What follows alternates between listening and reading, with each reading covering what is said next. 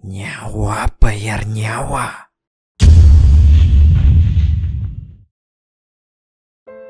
Kemudian, kakek putih itu tampak mengatakan sesuatu kepada ibu tua.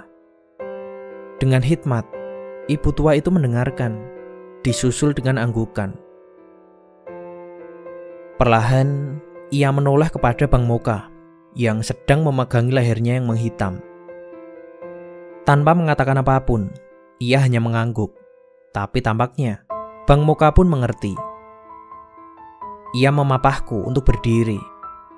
Rupanya, kami diminta untuk segera turun dan meninggalkan kakek putih itu dengan nyilinggi. Sebelum pergi, kulihat ibu tua itu mencium tangan si kakek. Dan dengan lembut, si kakek putih itu menepuk pundaknya. Disusul Bang Moka yang tak hanya mencium tangan, tapi ia juga bersimpuh, andai saja tidak ditahan oleh si kakek, dan sepertinya juga kepada ibu tua. Kakek ini pun menepuk pundak Bang Moka. Tinggal aku yang tak tahu harus berbuat apa. Akhirnya, aku pun mengikuti keduanya, mencium tangan si kakek putih itu. Tangannya terasa begitu lembut dan juga harum. Dengan hanya menciumnya, membuatku merasa aman. Sambil membelai rambutku, ku dengar ia berbicara pelan. Kamu pulang, jadikan ini sebagai pelajaran. Jaga tingkah laku dan tutur kata dimanapun kamu berada. Aku pun mengangguk pelan. Mendengar kata pulang, tanpa sadar air mataku mengalir.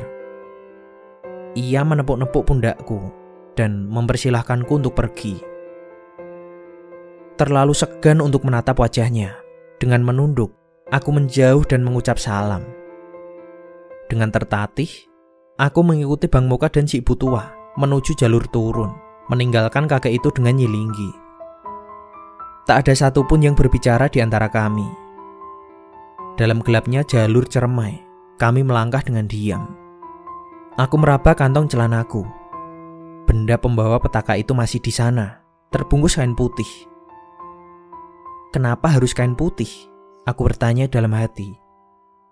Apa pembalut kotor itu jadi semacam benda gaib atau sejenisnya? Karena sekilas yang ku tahu, benda-benda mistis seperti keris, tombak, dan sejenisnya biasanya dibungkus dengan kain putih juga. Tapi apapun itu nanti, yang jelas aku gembira bisa berhasil membawanya turun. Benda ini adalah kunci kesembuhan Ayu. Dari belakang, aku mengamati punggung bongkok ibu tua itu. Ibu tua ini merawat Ayu, juga naik untuk menjemputku di saat yang benar-benar kritis. Ternyata, dunia belum kekurangan orang baik. Bang Moka, langkahnya yang biasanya lincah, sekarang berjalan pelan mengikuti langkah ibu tua. Tanpa dia, aku jelas tak mungkin selamat melewati malam ini. Di luar senyumannya yang menyebalkan dan juga kata-katanya yang ketus, dia adalah orang baik. Penampilannya yang kumal khas pendaki gunung menyembunyikan ketaatannya beragama. Berkali-kali malam ini ia selalu mengingatkanku berdoa, beristighfar, juga mengingat Allah. Setelah ini selesai, aku janji akan membalas kebaikannya. Tapi aku lalu menyadari sesuatu yang janggal. Aku naik lagi untuk mengambil kotoran sial itu sebagai syarat kesembuhan Ayu. Tapi kenapa makhluk-makhluk itu malah menghalangiku? Bukannya seharusnya mereka senang? Kenapa mereka malah menerorku sepanjang perjalanan? Dan bukan hanya teror biasa, mereka berniat mencelakakanku. 1000 pertanyaan tiba-tiba menyeruak di kepalaku. Malam ini benar-benar tak akan pernah kulupakan sepanjang hidupku. Bang Moka melirikku. Senyumannya tampak jahil. Kapok ya naik cermai boy? Aku cuma bisa tersenyum ditanya begitu. Kapok? Jelas banget, bukan cuma cermai. Sepertinya setelah ini aku pensiun naik gunung. Jangan lemah, Boy. Kejadian ini, ambil aja pelajarannya, katanya lagi. Bang Moka seakan bisa membaca pikiranku. Aku mengangguk mengiyakan. Bang, terima kasih banyak udah nolongin saya, Bang, kataku kali ini. Kalau nggak ada abang, nggak tahu lagi gimana nasib saya. Bang Moka malah tertawa-tawa menyebalkan. Tapi aku malah gembira melihat tawanya. Lu selamat, bukan cuma karena gue, Boy. Lu juga harus terima kasih ke banyak orang yang udah nolong lu. Ada Mak Encep, ada orang-orang Cibunar, orang tua lu yang gak putus doain lu di rumah. Ayo, juga termasuk Nyi Linggi. Dan tingkatin ibadah lu sebagai wujud syukur sama Yang Maha Besar, jawab Bang Moka. Kemudian ia melanjutkan. Ada maksud dari setiap kejadian, Boy. Maksudnya, Bang? Tanyaku tak mengerti. Jangan jadi ini pelajaran pribadi lu. Ceritain ke temen lu. Ceritain ke banyak orang. Kalian manusia, gak bisa hidup sendiri. Ada makhluk lain yang berbagi dunia dengan kalian. Berhentilah melakukan kerusakan di bumi. Iya, Bang, balasku singkat. Kata-katanya barusan terasa meresap di hatiku. Oh iya, Bang, tadi kakek itu siapa ya? Tanyaku. Bang Moka cuma tersenyum. Tampaknya keingintahuanku tak akan terjawab dengan mudah. Kalong Wewe tadi gimana nasibnya, Bang? Tanyaku lagi. Mati, jawabnya singkat. Bang, tadi waktu kita pamitan sama kakek, kenapa Nyi Linggi diam aja? Nggak nyerang atau ngapain gitu, Bang? Lagi-lagi aku bertanya. Bawe lu ya, jawabnya ketus. Tapi ia tetap menjawab. Mengambil kesempatan di saat orang lengah bukanlah perbuatan terpuji, Boy. Emang lu pikir siapa Nyi Linggi? Manusia? Aku mengamini jawabannya sekaligus merasa malu.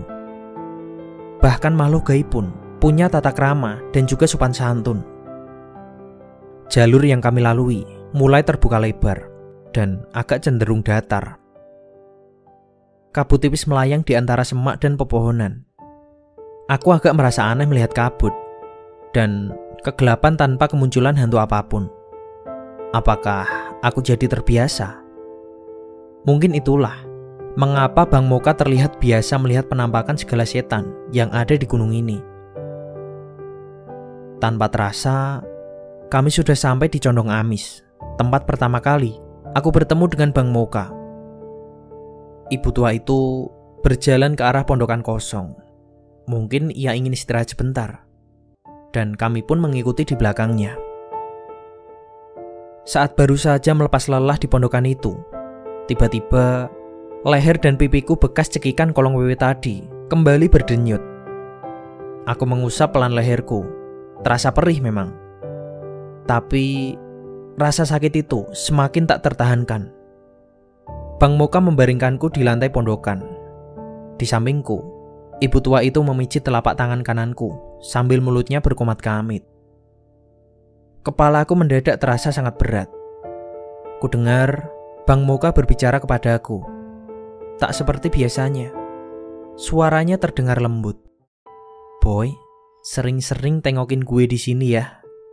Kulihat Bang Moka melepas pin dari karirnya dan meletakkannya di tangan kiriku. Aku hanya bisa menggenggamnya tanpa bisa melihat. Pandanganku mulai kabur. Hal terakhir yang kuingat adalah gema azan subuh. Berkas cahaya matahari tampak menembus jendela saat aku membuka mata. Aku terbangun di atas tempat tidur yang empuk, dan di sebelahku, di balik tirai berwarna biru, tampak kasur yang kosong. Selang infus tertancap di tubuhku yang terhubung dengan plastik berisi cairan yang menetes pelan di tiang di samping tempatku berbaring. Aku berada di rumah sakit. Pintu terbuka dan kulihat wajah Ayu lagi. Rasanya sudah bertahun-tahun. Ia mendekat dan langsung memelukku sambil menangis. Ku dengar ia meminta maaf berkali-kali sambil terus menangis. Aku ingin balas memeluknya, tapi tanganku terlalu lemah untuk digerakkan. "Lu udah gak apa-apa yuk?" tanyaku. Dia mengangguk sambil mengusap air mata. "Maafin gue ya, gara-gara gue lu jadi kayak gini." Dia meminta maaf lagi. Aku tersenyum sambil mengangguk. "Yang penting kita selamat," kataku. "Siapa yang bawa gue kesini yuk?" "Nggak tahu juga, Di. Gue juga bangun-bangun udah di sini," jawab Ayu. Aku teringat lagi sosok ibu tua. Diam-diam, aku sungguh berterima kasih. Juga kepada Bang Moka. Pasti dia yang sudah susah payah membawaku turun dari Condong Amis sampai ke Cibunar. Lalu aku teringat, ia memberiku sesuatu sebelum pingsan. "Yuk, lihat pin yang gue pegang pas gue pingsan," tanyaku. "Oh ada, bentar ya," katanya. Dia lalu membuka tutup kepala carrier, mengambil benda yang kutanyakan, lalu memberikannya kepadaku. Aku pun menerimanya. Dan benar, itu adalah sebuah pin. Malam itu, aku tak bisa melihat apa yang tercetak di pin ini. Di saat pertama kali bertemu Bang Moka, karena terlalu gelap. Aku memperhatikan gambar yang tercetak di sana. Tampaknya itu adalah sebuah logo. Gambar cicak dan gunung. Tulisan di bawahnya berwarna kuning, sudah agak pudar, tapi masih terbaca olehku. Edge of Mountain. Entah apa artinya. Tapi pin ini akan kujaga selamanya sebagai pengingat untuk malam yang penuh teror di Cermai.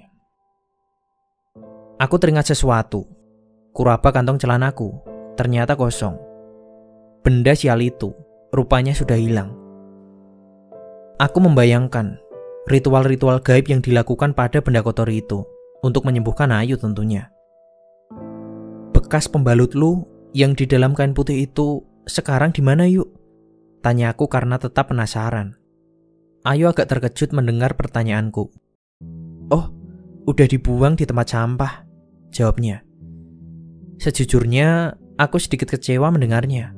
Tapi memang itu hal yang paling logis. Tempat buang kotoran memang hanya tempat sampah. Raut terkejut masih terbaca di wajah Ayu. Dia lalu bertanya, "Kok lu bisa tahu tentang pembalut di kain putih, Di? Kan selama ini lu pingsan." Aku tersenyum mendengar pernyataannya. Teringat betapa horornya perjalanan malam itu demi mengambil lagi benda sialan itu. Ada rasa bangga dan sedikit merasa jadi pahlawan karena bagaimanapun aku berhasil menyelamatkan Ayu. Lalu pertanyaan Ayu yang membuatku terdengar agak konyol dan lucu. "Kok gue bisa tahu tentang pembalut di kain putih?" Ingin rasanya menepuk dada dan menceritakan semuanya. Namun wajah terkejut Ayu masih belum hilang dan matanya tampak penasaran. Lalu sebuah senyum mengembang di wajahnya. Dia lalu berkata, "Padahal selama ini lu pingsan, Di. Tapi ya udahlah. Setelah malam itu, kayaknya gue gak bakal kaget kalau denger hal-hal aneh lagi." Dia meneruskan, "Nanti gue ceritain perjalanan gue ngambil pembalut itu pas malam-malam di Cermai.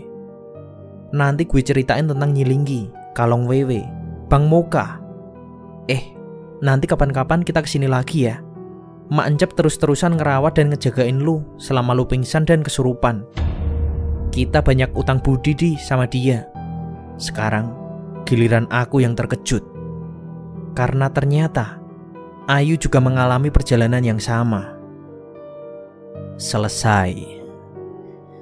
Dan itulah full cerita tentang kisah Ayu dan Adi yang mengalami malam yang mengerikan di Gunung Ceremai. Dari kisah ini, ada sangat banyak pesan-pesan berharga yang bisa kita ambil. Alam selalu memiliki misteri yang tak pernah bisa terungkap. Alam juga memiliki kehidupan sendiri yang berdampingan langsung dengan kita, namun tak pernah kita sadari. Dimanapun, kapanpun, jangan pernah merusak alam. Selalu jaga etika dan juga sopan santun saat mendatangi tempat yang baru. Karena di tempat kita berpijak, di situ juga langit dijunjung. Pertebal imanmu, selalu ingat kepada Sang Pencipta yang juga tak pernah melupakanmu. Sekian yang bisa Bang Bet sampaikan, dan wassalamualaikum warahmatullahi wabarakatuh.